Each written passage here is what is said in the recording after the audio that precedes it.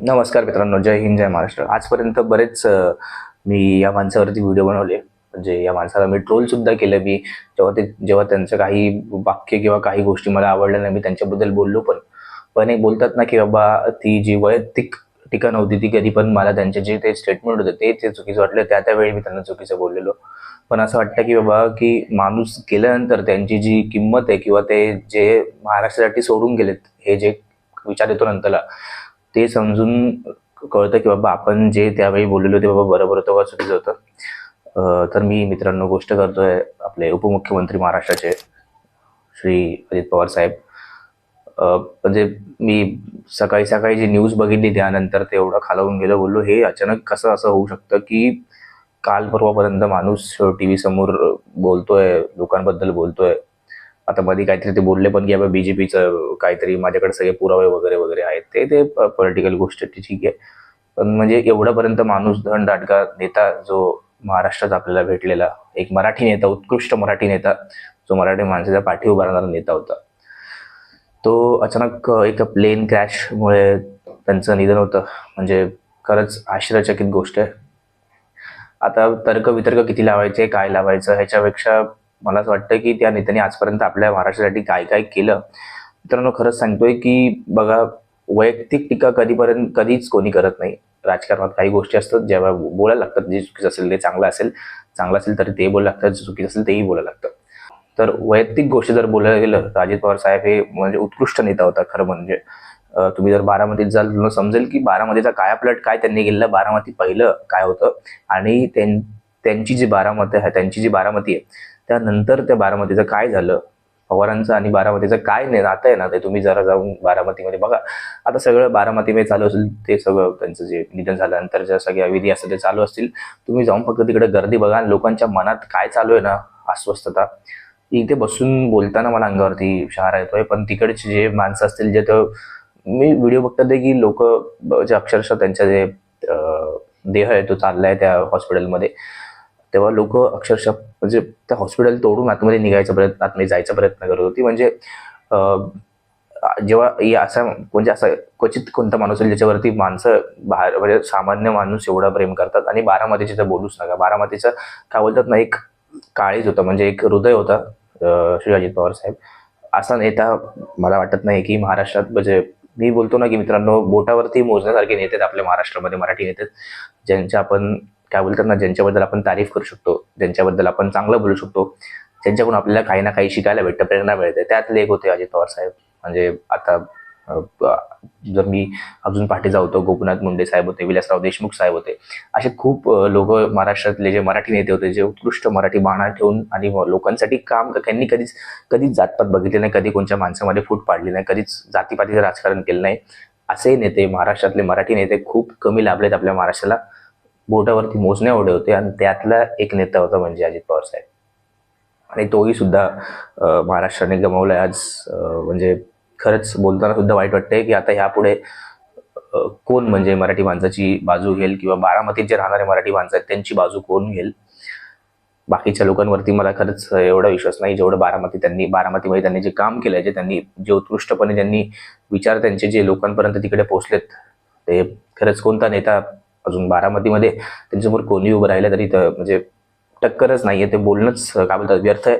बारामध्ये लोकांना तुम्ही विचारायला जाऊन तरी तुम्हाला एक एक नेता म्हणजे एक एक माणूस जो आहे ना, रस्त्यावरचा जर बसलेला जर माणूस असेल ना, तोही सुद्धा सामान्य माणूस तुम्हाला सांगेल की अजित पवार साहेबांचं काय वक्तृत्व तिकडे होतं, काय नेतृत्व तिकडे होतं. मला असं वेगळं सांगायची गरज नाही. राहिली गोष्ट आता बरेच लोक बोलतात की बाबा, म्हणजे मी बघितलं एक दोन व्हिडिओ. देव फ्रॉम अमरावतीवरून एक युट्यूबर आहे. म्हणजे त्यांनी म्हणजे उत्कृष्टपणे त्यांनी मांडलं ती गोष्ट की प्लेन क्रॅश जे झालंय ते आज सकाळी 28 जानेवारीला आले. सकाळी सकाळी ते मुंबईवरून बारामतीला निघालेले, सकाळी सकाळी ते प्लेन क्रॅश झाला. आणि आधी मी बघितलं की बाबा ऍडमिट आहेत वगैरे वगैरे, सिरियस आहे वगैरे वगैरे, आणि लगेच काय काय झालं काय माहिती नाही, लगेच मृत्यू सुद्धा घोषित केला. आणि पण 28 जानेवारीची तारीख आहे. विकिपीडियावरती एका वेबसाईटमध्ये 27 जानेवारी हे घोषित करून टाकलंय. एक दिवसाआधी एक वेबसाईटवरती आलंय विकिपीडियाच्याच की बाबा अजित पवार साहेब जे आहेत त्यांचं निधन झालं. म्हणजे हा चमत्कार कुठून घडून येतो, ही गोष्ट कुठून घडून येते बाबा. मी एक व्हिडिओ पण बघितले ज्यात आता बघा मित्रांनो, याच्यात खरं किती खोटं किती, आता काही लोक बोलतील एडिटेड असेल, काही बोलतील ए असेल. पण अशा गोष्टी फिरणं म्हणजे एखादा नेता एवढं लवकर काय बोलतात ना, अचानक कुठून काही होतं, प्लेन क्रॅश वगैरे वगैरे सगळं म्हणजे विचार करण्यासारखी गोष्ट आहे उगाच. कारण की या आधी त्यांनी खूप वेळा प्लेननी ट्रॅव्हल केलं असेल, असं नाही की पहिल्यांदाच करतात ते किंवा त्यांना पायलटच कोणता चुकीचा भेटला असेल असं नाही मला वाटत. कारण की मी बघितलं की एक्सपिरियन्स पायलट होता त्यांच्यासोबत सुद्धा. पण असं अचानक काय होतं की एकदम म्हणजे प्लेन तो रडारच्या बाहेर जातो वगैरे वगैरे, अशा खूप गोष्टी बोलणार का मित्रांनो.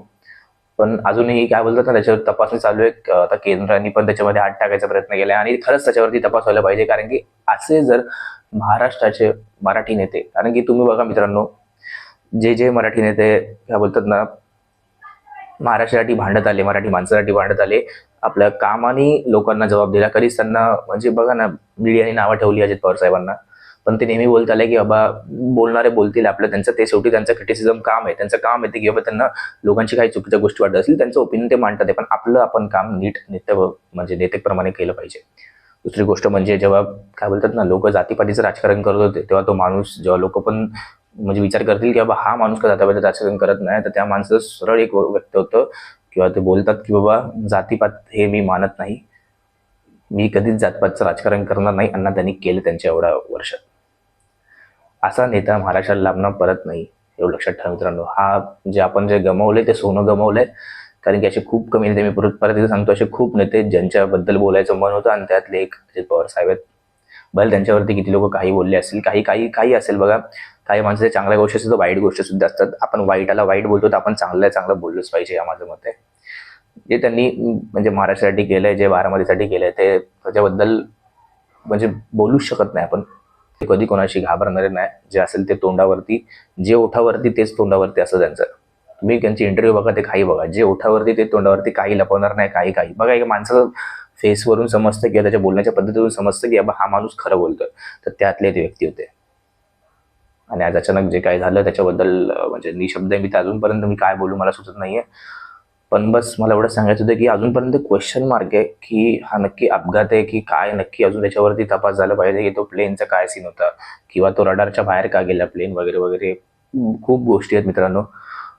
तुर्तास मला एवढं सांगायचं की या महाराष्ट्राने एक असा नेता गमावला ज्यांनी कधी जातपात बघितली नाही आणि कधी लोकांचं लोकांनी टीका जरी केली असेल तरी ते काय बोलतात ना, खूप जिद्दीने घेतले आणि त्याच्यावरती विकासाने उत्तर दिलं. असं नेता महाराष्ट्रामध्ये खूप कमी आहेत आणि त्यातले त्यांनी एक नेते होते. तर म्हणून त्यांना भावपूर्ण श्रद्धांजली. जय हिंद, जय महाराष्ट्र.